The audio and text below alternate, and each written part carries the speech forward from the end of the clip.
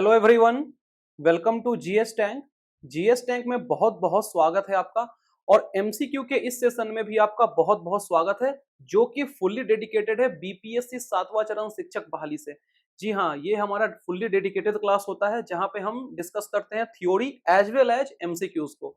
तो यही बात करते हैं रिकैप की। तो पिछले क्लास में हमने कंप्लीट किया था फंक्शंस। जो पाइथन का फंक्शंस है, एक स्पेशल चैप्टर है, चैप्टर 7 एनसीईआरटी का फंक्शन। तो उसको हमने कंप्लीट किया था दो अलग अलग वीडियोस के माध्यम से। तो वो हमारा थ्योरी क्लास था और उसको हमने पार्ट 1 पार्ट 2 दो वीडियोस के थ्रू कंप्लीट किया है। तो अगर आप वो वीडियो आपने अभी तक नहीं देखा है तो आप जाकर पहले उस दोनों वीडियोस को देख लीजिए, ताकि एमसीक्यू करने में आपको दिक्कत नहीं हो। क्योंकि अगर आप थ्योरी को स्किप करके डायरेक्ट एमसीक्यू करेंगे तो फिर आपको परेशानी का सामना करना पड़ सकता है, आपसे क्वेश्चन हो सकता है ना बने। तो पहले थ्योरी आपको पढ़ना जरूरी है, तो पहले थ्योरी आप पढ़ लीजिए, उसके बाद आप एमसीक्यू करिए, आपसे आसानी से एमसीक्यू क्वेश्चन सोल्व हो जाएगा। क्योंकि हम जो क्वेश्चन डालते हैं वो काफी कंसेप्चुअल होते हैं, आपको पता ही है। क्वेश्चंस के लेवल थोड़ा हाई होते हैं और आज का जो क्वेश्चन है उसका भी क्वेश्चन का लेवल हाई है। और इसमें थोड़ा मिक्स्ड टाइप का क्वेश्चन, यानी कि फंक्शन से तो है ही, फ्लो ऑफ कंट्रोल से भी है, और पाइथन के जो कोर चैप्टर था गेटिंग स्टार्टेड विद पाइथन उससे भी है, ताकि आपका रिवीजन होते रहे। इसलिए हम सब कुछ इसमें डाल देते हैं, पूरा कॉकटेल है ये 3 सेशन का। यानी कि getting started with Python, flow of control और फंक्शन। थोड़ा एक एक दो दो क्वेश्चन सबसे है और फंक्शन से ज्यादा है। तो इसके लिए पहले आप थ्योरी अटेंड कर लीजिए, फिर आप एमसीक्यू पे आइए। और यदि आपको मेरा क्लास अच्छा लगता है तो आप इस वीडियो को लाइक जरूर कर दीजिए, वीडियो को शेयर भी कर दीजिए। और साथ ही साथ अगर आप नए हैं इस चैनल पे तो चैनल को सब्सक्राइब जरूर से जरूर कर लीजिए। तो अब स्टार्ट करते हैं अपना सेशन। जो है हमारा जो टॉप 25 एमसीक्यूज का होता है वही आज होगा, जो कि रिलेट किससे करेगा, पाइथन से रिलेटेड होगा। यानी बोले तो पाइथन के फंक्शंस है। ठीक है, तो इस वीडियो में हम आगे बढ़ें इससे पहले आप कमेंट सेक्शन में ये जरूर बताइएगा पूरा देखने के बाद कि आपको कैसा लगा ये क्लास। क्योंकि लास्ट तक जब आप देख लें तो आंसर भी कीजिए और साथ ही साथ बताइए भी कि आपको क्लास कैसा लगा है, क्लास अटेंड करके आपको कैसा फील आया है। ठीक है, तो आइए आज का पहला क्वेश्चन पे चलते हैं, जो कि कहता है कि function can not be used for dash statement.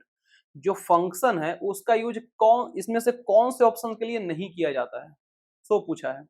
Option आपके पास क्रिएट, ड्रॉप, सेलेक्ट और इंसर्ट। और आप देख रहे हो कि आज पांचवा ऑप्शन भी लगा हुआ है, क्योंकि आपको पता है कि बीपीएससी ने डेमो ओएमआर फॉर्म जारी किया है और उसमें क्या था कि अब आपको 5 ऑप्शंस मिलने वाले हैं एग्जाम में, ये कंफर्म हो गया है। तो अब हम जो फ्यूचर में एमसीक्यूज का सीरीज लाएंगे उसमें कितने ऑप्शन होंगे, उसमें 5 ऑप्शंस वाले होंगे। क्योंकि आपको पता है कि बीपीएससी का जो पैटर्न होता है वो लास्ट ऑप्शन में ऑल ऑफ द एबव या नन ऑफ द एबव का होता है, वो चाहे सीसी एग्जाम ही क्यों ना हो, आप उठाकर देख सकते हैं। तो बताइए इस क्वेश्चन का सही आंसर क्या हो जाएगा। Function can not be used for, किसके लिए नहीं किया जाता है, किस टाइप के स्टेटमेंट के लिए, तो ये नहीं किया जाता है इंसर्ट के लिए। इंसर्ट के लिए ये नहीं किया जाता है, क्रिएट के लिए किया जाता है, ड्रॉप के लिए किया जाता है, सिलेक्ट के लिए किया जाता है, इंसर्ट के लिए नहीं किया जाता है। तो इसका करेक्ट आंसर क्या हो जाएगा, इंसर्ट। पॉइंट क्लियर है। आज का जो क्वेश्चंस होने वाला है वो थोड़ा सा लेवल उसके हाई रहेंगे, थोड़ा सा कंसेप्चुअल रहेगा और ट्रिकी भी रहेगा। आपको हो सकता है कि थोड़ा सा परेशानी का सामना करना पड़ सकता है, क्योंकि हम नहीं चाहते हैं कि आपको एग्जाम के क्वेश्चन देख के परेशानी का सामना करना पड़े।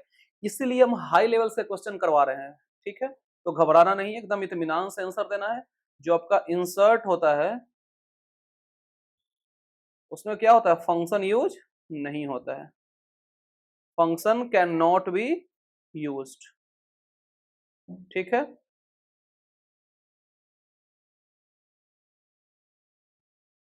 पॉइंट क्लियर है। नेक्स्ट अगला क्वेश्चन है कि user defined function in SQL server. हो सकता है कि आप थोड़ा सा घबरा गए होंगे एसक्यूएल देखे, क्योंकि हमने पढ़ाया नहीं है फिर भी क्वेश्चन इसमें डाल दिया है। तो कोई नहीं, आप ट्राई करिए आंसर देने का, फिर तो हम हैं ही आपको बताने के लिए। User defined function in SQL server can return. जो एसक्यूएल सर्वर में यूजर डिफाइंड फंक्शन होते हैं वो क्या रिटर्न करते हैं, सो आपको बताना है। ऑप्शन है आपके पास scalar value, set of values, result set या रिजल्ट वैल्यू। और पांचवा ऑप्शन है all of the above, none of the above. आप टेंशन मत लीजिए, जो एसक्यूएल है ना, ये एसक्यूएल आपको हम पढ़ाएंगे पूरा theory class.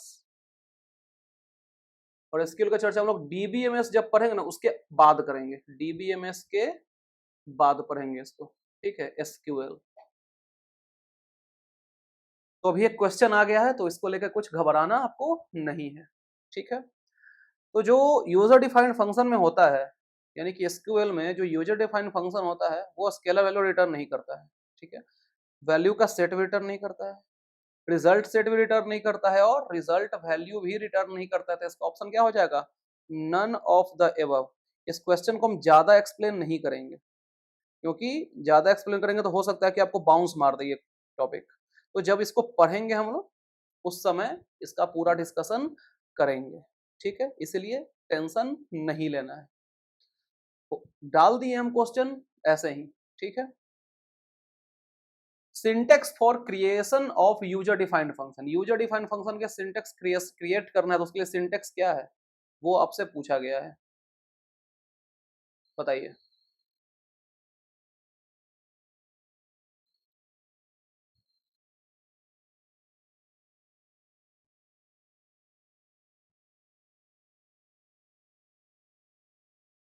Syntax for creation of user defined function is क्या है, create functions, create function, create func, या क्रिएट फन, या ऑल ऑफ द अबव, या नन ऑफ द अबव। बताइए क्या हो जाएगा इसका करेक्ट आंसर।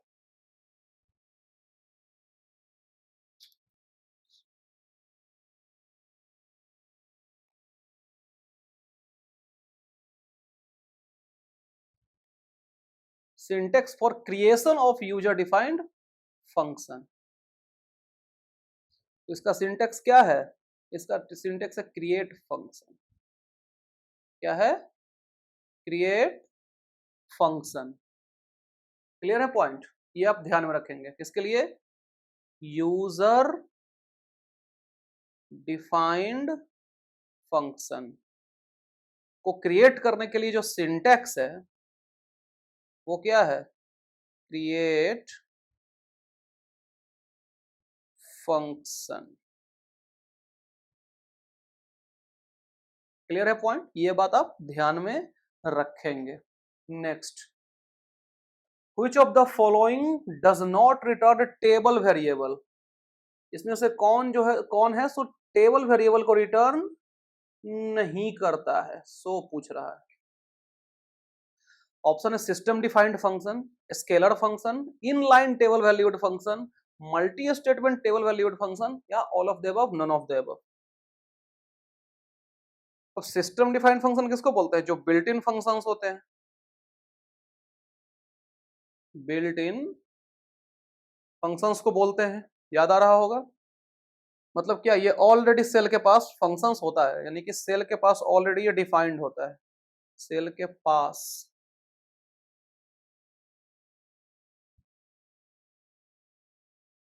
सेल के पास सेल या इंटरप्रेटर जिसको बोलते हैं, ऑलरेडी ये क्या होता है, डिफाइंड होता है, ऑलरेडी ये डिफाइंड रहता है, ठीक है, समझ में आ गया क्या होता है सिस्टम डिफाइंड। फिर है स्केलर, फिर है इनलाइन टेबल, फिर है मल्टी स्टेटमेंट टेबल वैल्यूड। तो इसमें से कौन सा है जो टेबल वेरिएबल को रिटर्न नहीं करता है, तो वो है आपका स्केलर फंक्शन। जो स्केलर फंक्शन आपका होता है वो रिटर्न ये नहीं करता है, बाकी जितने भी ये इनलाइन है, मल्टी स्टेटमेंट है, सिस्टम डिफाइंड, ये सब रिटर्न करता है, ठीक है। और इसके बारे में हम आगे भी चर्चा करेंगे टेबल वेरिएबल के बारे में, ठीक है। अब घबराना आपको नहीं है कि हम क्यों पूरा एक्सप्लेन नहीं कर रहे हैं, इसका आगे हम बताएंगे, इसलिए हम बार बार एक्सप्लेन क्यों करेंगे, जब आगे पूरा डिटेल्स में पढ़ाना ही है तो क्यों करेंगे, अभी बस आप जान लीजिए। हम आपको बस इस तरीके से क्वेश्चन से रूबरू कराने की कोशिश कर रहे हैं, ठीक है, कि किस लेवल का क्वेश्चन टच कर सकता है एग्जामिनेटर बीपीएससी एग्जाम्स में, ठीक है। तो इस टाइप के क्वेश्चन को आपको आदत डालना ही पड़ेगा। What is the scope of external variable, external variable का क्या स्कोप है, क्या है आपका स्कोप ऑफ वेरिएबल, याद आ रहा है, स्कोप ऑफ, जहां पे जरूरी रहेगा वहां पे हम पूरा एक्सप्लेन कर देंगे, सोचना नहीं है। इसमें क्या क्या होता है, ग्लोबल वेरिएबल होता है और लोकल वेरिएबल होता है, याद आ रहा है। जो आपका लोकल वेरिएबल होता है वो फंक्शन के इनसाइड डिफाइन किया जाता है, फंक्शन के अंदर, और इसको फंक्शन के बाहर। ये सब छोटा छोटा चीजें आप ध्यान में रखेंगे, ठीक है। तो क्वेश्चन क्या कह रहा है कि एक्सटर्नल वेरिएबल का स्कोप क्या है, एक्सटर्नल ग्लोबल को ही, ग्लोबल ही एक तरह का क्या है एक्सटर्नल, इसी को क्या कह सकते हैं हम लोग, एक्सटर्नल वेरिएबल, ठीक है। एक मिनट,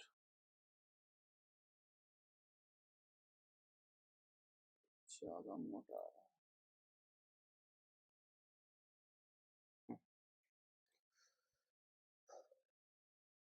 बताइए क्या हो जाएगा इसका करेक्ट आंसर। आपके पास जो ऑप्शन है वो हम पढ़ देते हैं। पहला है कि whole source file in which it is defined. अब ग्लोबल क्या होता है सो आपको यहाँ पे फंक्शन के बाहर डिफाइन किया जाता है, इसको हम ऑलरेडी आपको बता दिए, तो अब आपको आइडिया लग जाना चाहिए इतना से। Whole source file in which it is defined. अगला है कि from the point of declaration to end of file. तीसरा है any source in the program, any source file in the program. और चौथा है कि from the point of declaration to end of the file being compiled. अब देखिए इसके लिए हम आपको क्या बताएं कि बाहर ये किया जाता है। तो बाहर में क्या हो जाएगा, जहां से डिक्लेरेशन आपका हो रहा है वहां से कहां तक, and of the file being compiled तक। इसका करेक्ट आंसर क्या हो जाएगा, 4। ये कह रहा है कि एनी सोर्स फाइल, एनी में तो नहीं होता है, ये तो सवाल है नहीं है। Point of declaration to end of the file which is defined, अब ऑलरेडी डिफाइंड है तो इसमें क्या होगा, वो तो होगा ही नहीं। जो कंपाइल किया जाता है उसमें ना आपको लिखेंगे इसको, क्योंकि क्या है कि ग्लोबल लेवल को फंक्शन के बाहर किया जाता है डिफाइन, ये तो आपको पता हो गया है। क्लियर है पॉइंट, और कुछ सोचना है इस पे तो बताइए। Next, array size are optional during array declaration by using which keyword। array size की बात हो रही है, और array को हम डिटेल्स कहां पढ़ेंगे, डेटा स्ट्रक्चर में पढ़ेंगे, घबराना नहीं है।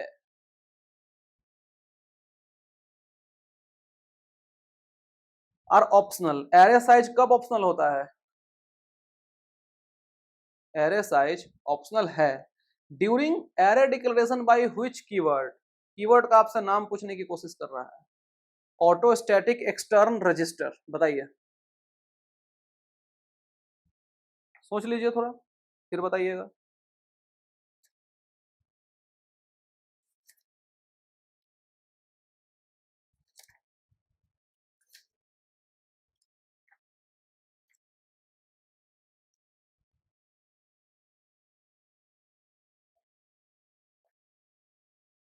तो इसका करेक्ट एंड राइट आंसर क्या हो जाएगा, एक्सटर्न। क्या हो जाएगा, एक्सटर्न। जो एरे साइज ऑप्शनल होते हैं एरे डिक्लेरेशन के समय, उसमें कौन सा कीवर्ड यूज किया जाता है, एक्सटर्न कीवर्ड, एक्सटर्न कीवर्ड, ये आप ध्यान में रखेंगे, एक्सटर्न कीवर्ड। आगे बढ़े, next, program code making use of a given module is called dash of the module. Program code making use of given module, program code जो है सो जो दिया हुआ है मॉड्यूल का उसको क्या कर रहा है, यूज कर रहा है, इसको क्या कहते हैं, client, docstring, interface, modularity, all of the above, none of the above. आप ये भी बताइएगा कि आपको क्वेश्चन का लेवल कैसा लग रहा है, ये भी आप जरूर बताइएगा, क्योंकि इस सब टाइप के क्वेश्चन में मेहनत बहुत लगता है। तो आप लोग लाइक शेयर भरपूर करिए, जितना आपसे हो सकता है लाइक करिए, शेयर करिए, चैनल को सब्सक्राइब करिए, खुद करिए, और अपने जो दोस्त हैं जो इसकी तैयारी कर रहे हैं उसको भी बोलिए सब्सक्राइब करने के लिए, ताकि वो शुरू से फॉलो करके और अपना कंप्यूटर साइंस से स्ट्रॉन्ग कर सकते हैं, ठीक है। तो इसका करेक्ट आंसर क्या हो जाएगा, client. Program code making use of given module, उसको क्या बोलते हैं, उसको बोलते हैं क्लाइंट ऑफ दैट मॉड्यूल, उसको क्या बोलते हैं, क्लाइंट ऑफ द मॉड्यूल, ठीक है। पॉइंट क्लियर है, आगे बढ़े, next, flow of execution can be defined as the order in which. देखिए ये कंसेप्चुअल क्वेश्चन है, आपको पता है कि फ्लो ऑफ एग्जीक्यूशन क्या होता है तभी आप इसको बता पाएंगे, प्रॉपर डिफिनेशन अगर आपको पता है तभी बता पाएंगे। तो आपके साथ आपके पास ऑप्शन सामने दिया हुआ है, पढ़िए और बताइए। पढ़ भी देते हैं हम एक बार। पहला है कि the statement in a program are executed, program में जो स्टेटमेंट है उसका एग्जीक्यूशन की बात हो रही है। दूसरा कि scope of variable are executed, extensive collection of function and modules are executed, and last और fourth one is statement are returned through a tuple, and all of the above, none of the above. बताइए, flow of execution, flow की बात हो रही है, execution या जो run हो रहा है प्रोग्राम, रनिंग प्रोग्राम, उसके फ्लो की बात हो रही है।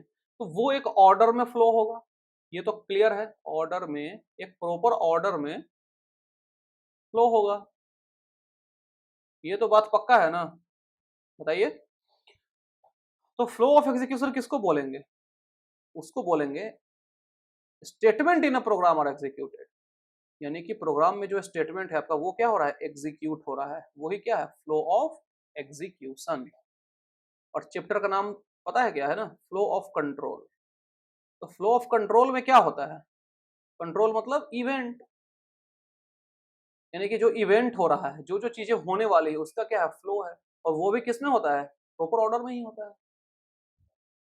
बेसिक चीजें हैं, ये सब आप ध्यान में रखेंगे। तो फ्लो ऑफ एग्जीक्यूशन क्या होता है, statement in a program are executed, scope of variable से इसका कोई लेना देना ही नहीं है, तो इसका दो होता है, सो आपको पता ही है क्या क्या है, ग्लोबल है और लोकल है, ग्लोबल प्लस लोकल दो होता है। एक्सटेंसिव कलेक्शन की बात हो रही है फंक्शन और मॉड्यूल का, तो यहाँ तो कोई सवाल ही नहीं उठता है ऐसा।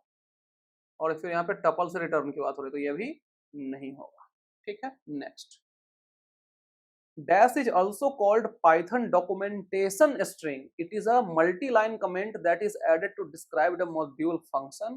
etc. देखिए, एक तरह से ये डिफिनीशन आपको दे दिया है, जो इसका करेक्ट आंसर है उसका डिफिनीशन है कि यह क्या है, यह एक मल्टी लाइन कमेंट है। और मल्टी लाइन कमेंट को कैसे डिनोट करते हैं, या तो ऐसे करेंगे, यहां से स्टार्ट, खत्म डबल कोट, नहीं तो सिंगल में तीन और फिर तीन, यहाँ पे कमेंट आपका एडेड रहेगा, याद आ रहा है। और सिंगल लाइन कमेंट हैशटैग्स है, इससे क्या होता है, सिंगल लाइन कमेंट। ये सब छोटी छोटी चीजें आपसे पूछी जा सकती है एग्जाम में, एक एक चीज इंपॉर्टेंट है, इसलिए हम बार बार कहते हैं कि एक एक चीजों को ध्यान से सुनिए, ध्यान से पढ़िए, सिर्फ कोडिंग के चक्कर में मत पढ़िए। कोडिंग एक दो दे देगा वही बहुत है, ठीक है, देगा भी तो एक दो दे देगा, एक दो करने के बाद दो तीन भी दे सकता है। और आपको आउटपुट पूछेगा, आपको हार्डकोर कोडिंग नहीं पूछेगा। नहीं तो आपको मन में आ रहा होगा कि खाली आप थ्योरी करवा रहे हैं, आप कोडिंग नहीं करवा रहे हैं, तो उसका जरूरत उतना नहीं है, ये बात आप ध्यान में रखिए। ठीक है, तो बात हो रही है also called Python documentation string, इसको क्या बोलते हैं, डॉक स्ट्रिंग।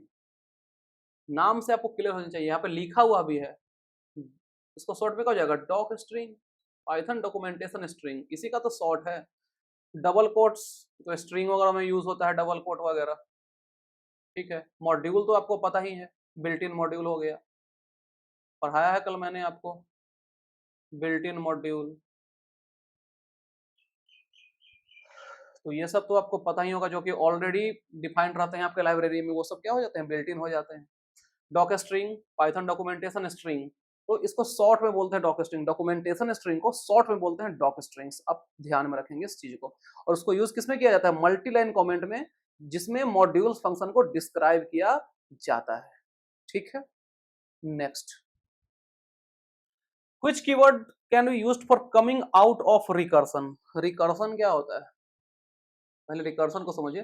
रिकर्सन का हम डिटेल्ड स्टडी करेंगे डाटा स्ट्रक्चर में। आप मन में सोच रहे होंगे आपकी क्वेश्चन डाटा स्ट्रक्चर कुछ ज्यादा आ रहा है, तो वो हम आपको इसलिए दिखा दे रहे हैं क्वेश्चन ऐसा, ताकि आप इससे अभी ही रूबरू होना स्टार्ट हो जाए, क्योंकि बाद में आएगा आपको शौक नहीं लगे ये सब क्या टर्म आ रहा है।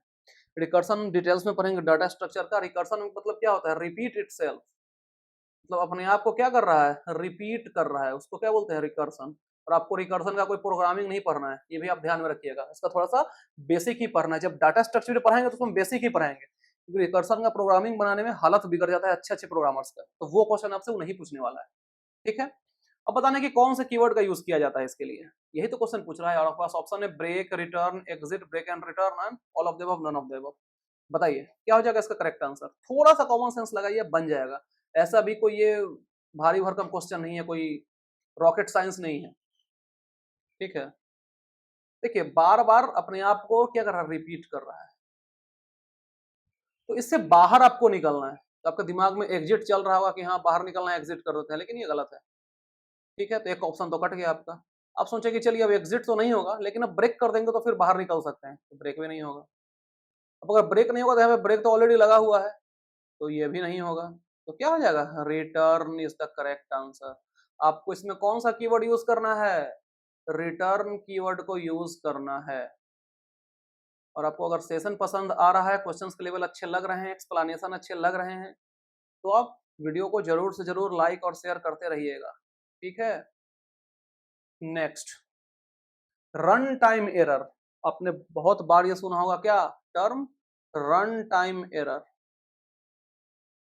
Run time error is when the statement is rain. Simply पूछा जा रहा है कि रन टाइम एरर अकर कब होता है। सिंपली कहने का क्वेश्चन का ये मतलब है कि रन टाइम एरर आता कब है। ठीक है, तो पहला ऑप्शन है आपका कि correct syntactically but interpreter can not execute it, यानी कि सिंटैक्स उसका सही है लेकिन इंटरप्रेटर उसको एग्जीक्यूट नहीं कर पा रहा है। दूसरा है कि इंटरप्रेटर उसका सही है लेकिन सिंटैक्स उसको गलत मिल गया है और वो एग्जीक्यूट नहीं कर रहा है। तीसरा ऑप्शन है कि सिंटैक्स आपका सही है और इंटरप्रेटर भी उसको एग्जीक्यूट कर रहा है। चौथा ऑप्शन है कि सिंटैक्स गलत है फिर भी उसको इंटरप्रेटर एग्जीक्यूट कर रहा है। और पांचवा ऑप्शन है all of the above, none of the above. अब देखिए सिंपल सी बात है कि यहाँ पे क्या आ रहा है, कॉमन सेंस की बात है, आप ऑप्शंस को एलिमिनेट करने की कोशिश कीजिए। रन टाइम एरर क्या है, एरर, यहाँ पे एरर आ रहा है। तब अगर एरर आ रहा है तो उसका सिंटैक्स भी करेक्ट हो और एग्जीक्यूट भी सही से हो जाए, ऐसा हो सकता है, नहीं होगा। अगर ये दोनों चीज सही अगर हो गया तो पूरा एग्जीक्यूट हो जाएगा, एरर तो आएगा ही नहीं। तो ये तो आपको गलत हो गया, ध्यान दीजिएगा। दूसरा ऑप्शन कह रहा है कि करेक्ट इंटरप्रेटर, इसमें क्या है कि correct interpreter but the syntactically can not execute it. जो आपका सिंटैक्स है वो एग्जीक्यूट करता है क्या, आप कॉमन सेंस लगाइए। जो सिंटैक्स है वो एग्जीक्यूट करता है, काम किसका एग्जीक्यूट करने का, इंटरप्रेटर का काम है, तो ये ऑप्शन भी गलत हो गया। बस कॉमन सेंस लगाते चलिए, सिंटैक्स गलत है। अब कंपटीशन कौन कौन से ऑप्शन में हो रहा है, पहला और चौथा में सिंटैक्स गलत है और इंटरप्रेटर एग्जीक्यूट कर रहा है, तो उसमें रन टाइम एरर नहीं होता है, ये भी गलत हो गया। उसमें रन टाइम एरर नहीं होता है, तो इसमें सही आंसर क्या हो जाएगा, करेक्ट सिंटैक्टिकली। सिंटैक्स करेक्ट है लेकिन इंटरप्रेटर उसको एग्जीक्यूट नहीं कर पा रहा है, तो यही इसका करेक्ट एंड राइट आंसर है। बात समझ में आ गया, यानी कि सिंपली बोले इसमें तो करेक्ट सिंटेक्स का यूज हुआ है, लेकिन इंटरप्रेटर जो है आपका, इंटरप्रेटर बोले या फिर उसी को पाइथन सेल बोले, वो एग्जीक्यूट नहीं कर पा रहा है, नहीं कर पा रहा है। बात समझ में आ गया, पॉइंट पूरा क्लियर है, आगे बढ़ते हैं। Data type conversion can happen, data type conversion की बात हो रही है। अब टाइप कन्वर्जन क्या है ये आपको हम ऑलरेडी बता भी चुके हैं, और ये बहुत बेसिक चीज है, आपको ये पता होना ही चाहिए। अगर भूल गए हैं तो आप रिवीजन करिए, ये सब चीज भूलने वाला चीज नहीं है। ऑप्शन है implicitly, explicitly, implicitly, either explicitly और इम्प्लिसिटली, या फिर all of the above, none of the above. बताइए सोच के।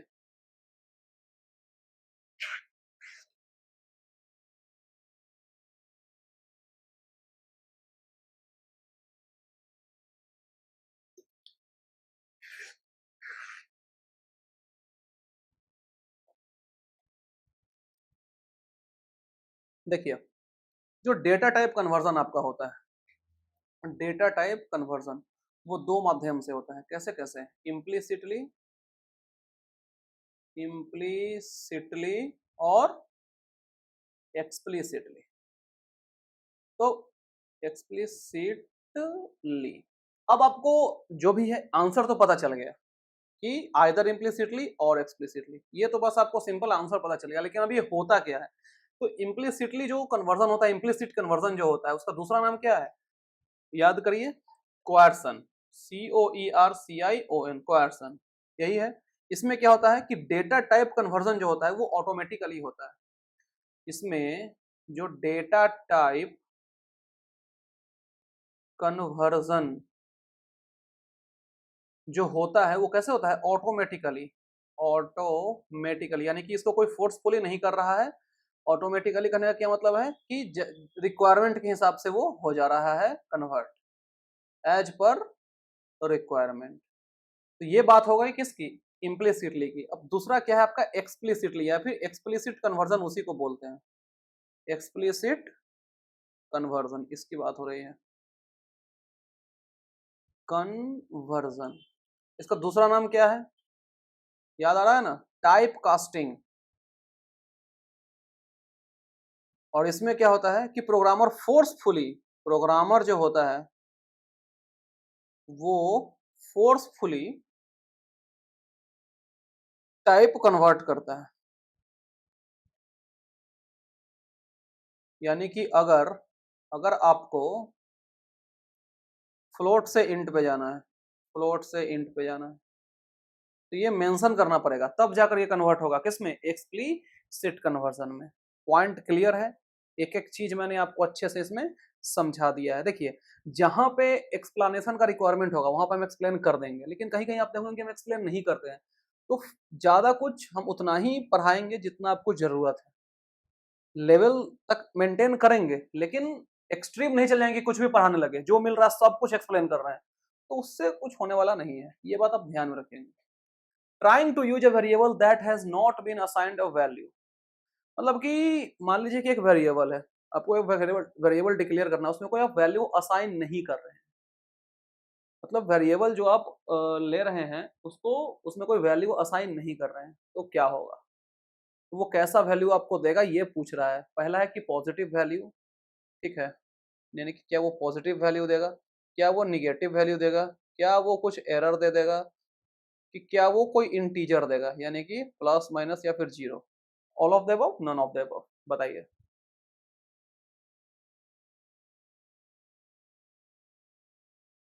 तो अगर मान लीजिए कि आप कोई वेरिएबल डिक्लेयर कर रहे हैं, उसमें कोई वैल्यू आप असाइन नहीं किए, तो ऑब्वियस सी बात है, कॉमन सेंस की बात है कि वो कुछ एरर देगा।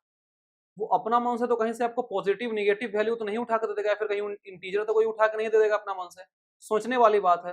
वो क्या देगा, एरर देगा, सिंपली क्या देगा, एरर। अब एरर कुछ भी हो सकता है, रन टाइम एरर भी हो सकता है, लॉजिकल एरर हो सकता है, एरर वो देगा, ठीक है। और एरर का जो मैंने अभी आपको बताया वो टाइप्स था, ठीक है, क्या क्या, run time error, run time error, logical error, ये सब क्या है, ये सब एरर का टाइप है, ठीक है। नेक्स्ट, प्रोसेस ऑफ आइडेंटिफाइंग और removing error from a computer program is called. अब इससे आसान क्वेश्चन क्या रहेगा, बहुत आसान क्वेश्चन है, कंसेप्चुअल तो ऑब्वियस सी बात है कि है, लेकिन बस आपको एक डिफिनीशन ये दे दिया है, आपको पूछना है कि वो कौन सा टर्म है। Debugging error float syntax.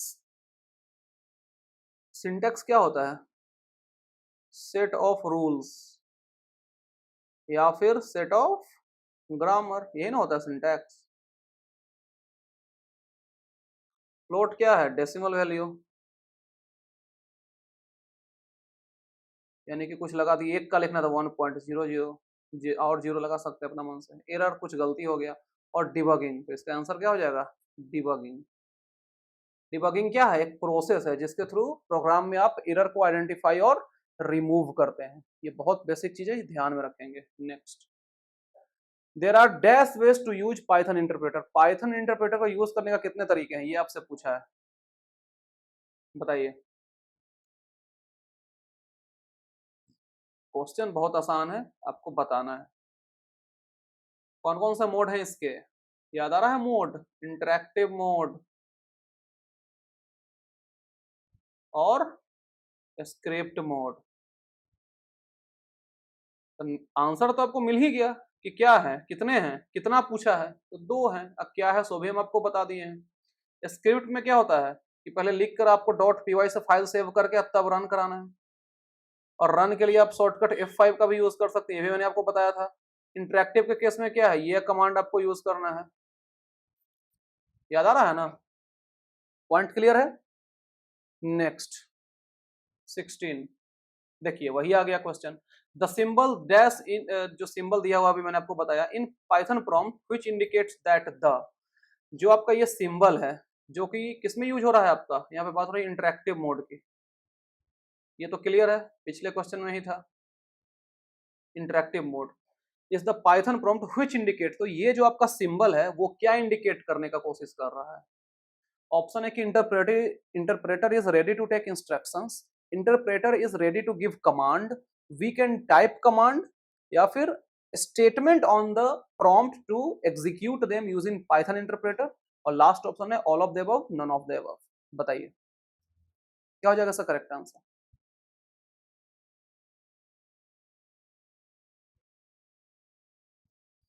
देखिए जो ये सिंबल होता है ये बस आपको ये इंडिकेट कर रहा है कि जो आपका इंटरप्रेटर है ना वो इंस्ट्रक्शन लेने के लिए तैयार है, बस इसका यही काम।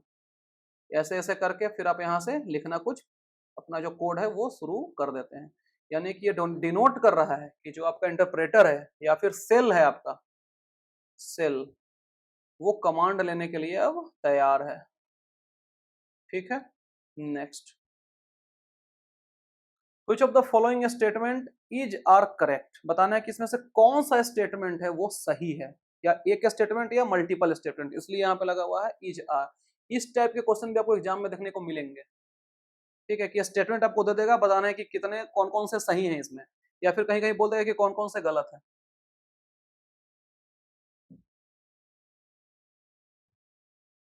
तो पहला कह रहा है आपको स्टेटमेंट कि Python is high level language, Python high level language, बात तो सही लग रहा है, फ्री भी है और ओपन सोर्स लैंग्वेज है, यानी कि पहला तो आपका लाइन सही है। अब जैसे ही पहला सही हुआ आप ऑप्शन एलिमिनेट करना शुरू कर दीजिए, एग्जाम में भी आप यही करेंगे। टू ओनली दिया हुआ है तो ये तो नहीं होगा, पहला इसमें होना चाहिए, इसमें पहला कहीं नहीं है तो ये भी गलत हो गया। ठीक है, अब सेकंड पे आते हैं। It is an interpreted language as Python programs are executed by interpreter, सही बात है, इंटरप्रेटर ही एग्जीक्यूट करता है पाइथन प्रोग्राम को, जिसमें वन बाय वन यानी कि लाइन बाय लाइन कोड को स्कैन किया जाता है, तो ये बात भी आपका सही है। तो अब इसमें भी दो है, इसमें भी दो है, और आगे देखते हैं। Python programs are easy to understand, समझना तो इसको आसान है, यहाँ तक तो सही बात है। As they have clearly defined syntax and relative simple structure, obvious सी बात है कि इसका स्ट्रक्चर भी सिंपल होता है और इसका जो सिंटेक्स होते हैं वो क्लियरली डिफाइंड होते हैं, तो तीसरा भी आपका सही है, तो आंसर क्या हो जाएगा 1 2 3, ये आपका क्या है करेक्ट।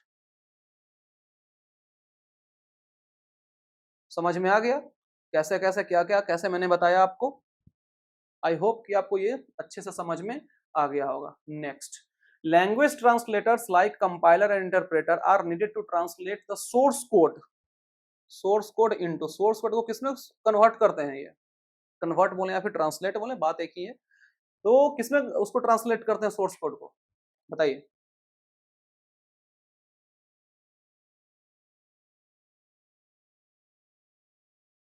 तो वो सोर्स कोड को ट्रांसलेट करते हैं मशीन लैंग्वेज में, ये आपको पता होगा, इसमें ट्रांसलेट करते हैं मशीन लैंग्वेज में।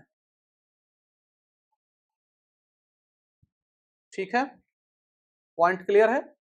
अब देखिए यहाँ पे इंग्लिश लैंग्वेज दिया हुआ है, आपको हम पहले भी बता चुके हैं जब एमसीक्यू कराए हैं, तो ये सब इंग्लिश इंग्लिश कभी नहीं होगा, आपको भटकाने के लिए दिया हुआ है ऐसा ऑप्शन। और फिर है हाई लेवल लैंग्वेज, तो हाई लेवल लैंग्वेज में क्या क्या आता है, सी आपका हो जाएगा, सी प्लस प्लस हो जाएगा, पाइथन हो जाएगा, जावा हो जाएगा, आप इतना ही जानिए, और भी होता है रूबी स्विफ्ट वगैरह भी होता है, लेकिन वो सब आपको उतना नहीं जानना है। ठीक है, next, maximum possible length of identifier, अब हमको नहीं लगता है कि इसमें 10 सेकंड क्या 2 सेकंड भी देने की जरूरत है।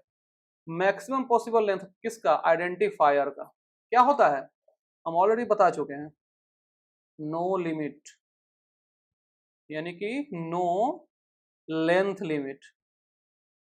ठीक है, तो यहाँ पे दिया हुआ ऑप्शन आपका 64 नहीं होगा, 128 256 512, तो क्या हो जाएगा ऑप्शन आपका नन ऑफ द अबव होगा, इसमें तो option all of the above भी है लेकिन स्लैश लगा हुआ है। ठीक है, तो ऑप्शन क्या हो जाएगा 5 और none of the above. Next 20, program written in high level language is called, program जिसको, वैसे प्रोग्राम जो कि हाई लेवल लैंग्वेज में लिखे जाते हैं उसको क्या बोलते हैं, portable code, source code, high level code, low level code, all of the above, none of the above? बताइए। इस समय भी रुकने का जरूरत है क्या इस तरह के क्वेश्चन में? ये सब तो ऐसा क्वेश्चन है कि देखिए और मारिए निकलिए, मतलब वेट करना ही नहीं है। क्या हो जाएगा answer? Source code. High level language में लिखा जाता है प्रोग्राम, उसको क्या बोलते हैं? Source code, high level language. ठीक है ना, बताने की जरूरत तो नहीं है। अब देखिए कंफ्यूज करने के लिए हाई लेवल कोड भी दे दिया। अब जो लोग नहीं पढ़े रहेगा, जिसको आइडिया नहीं रहेगा, वो देखा कि यहाँ पे हाई लेवल लैंग्वेज है, हाई लेवल कोड है, मार दीजिए, फिर गए, यही हो रहा है। ठीक है, नेक्स्ट। ये क्वेश्चन आपके लिए काफी प्रॉब्लमेटिक साबित हो सकता है, क्योंकि हो सकता है कि आप इससे परिचित ना हो, क्योंकि हम इसको पढ़ाए भी नहीं है। तो क्वेश्चन को स्किप करने से अच्छा है कि हम आपसे डिस्कस कर लेते हैं इसको। ठीक है, क्वेश्चन कर रहा है कि which of the following is not example of non comparison sort? Non comparison sort. तो देखिए सॉर्टिंग सर्चिंग जो आपका टॉपिक है, सॉर्टिंग हो गया, सर्चिंग हो गया, ट्री वगैरह जो हो गया, ये सब चीज किसका है? डाटा स्ट्रक्चर का चीज है। ये सब हम डाटा स्ट्रक्चर में पढ़ेंगे। आपको लग रहा हो क्या कुछ ज्यादा क्वेश्चन आ गया डाटा स्ट्रक्चर का? तो हाँ ऐसा है, बस आपको हम क्या बोले परिचय कराने के लिए ला दिए कि हाँ ये टॉपिक भी आपको पढ़ना है। तो ट्राई करिए, अगर आपको आता है तो अच्छी बात है, नहीं आता तो फिर तो हम हैं ही, है कि नहीं? तो कंपैरिजन, नन कंपैरिजन सॉर्ट इसमें है आपका बबल सॉर्ट। ठीक है, डिस्कस इसमें कुछ हम करेंगे नहीं टॉपिक को, क्योंकि वही बात है कि हम बोल भी देंगे, आपके हो सकता है कि ऊपर से चले जाए। जब डेटा स्ट्रक्चर जो इन डेप्थ थ्योरी पढ़ाएंगे उस समय हम इसको पढ़ाएंगे। ठीक है, इसका अभी तक आंसर आप जान लीजिए, बबल सॉर्ट। ठीक है, next. Semi colon is used after. बहुत अच्छा क्वेश्चन है, सेमी कॉलन की बात हो रही है। इसका यूज किसके बाद किया जाता है? ऑप्शन है function definition, function call, for loop, while loop, none of the above, all of the above. अब देखिए जो सेमी कॉलन का यूज कब होता है? प्रिंट, मान लीजिए हम प्रिंट लिख दिए और यहाँ पे लिख दिए जीएस टैंक, फिर बंद कर दिए। अब ऑप्शनल है कि आप यहाँ पे दें ना दें, यहाँ पे डिपेंड करता है, लेकिन इसका यूज जो होगा वो किसके बाद होगा? फंक्शन कॉल के बाद होगा। ये ध्यान में आप रखिएगा, इसके बाद होगा, फंक्शन कॉल के बाद होगा। ठीक है, यहाँ पे फंक्शन आपका लग गया प्रिंट फंक्शन, उसके बाद कॉलन लगेगा। फिर ऑप्शनल है, कॉलन आप लगा भी सकते हैं, ऐसा कुछ नहीं है। ठीक है, नेक्स्ट।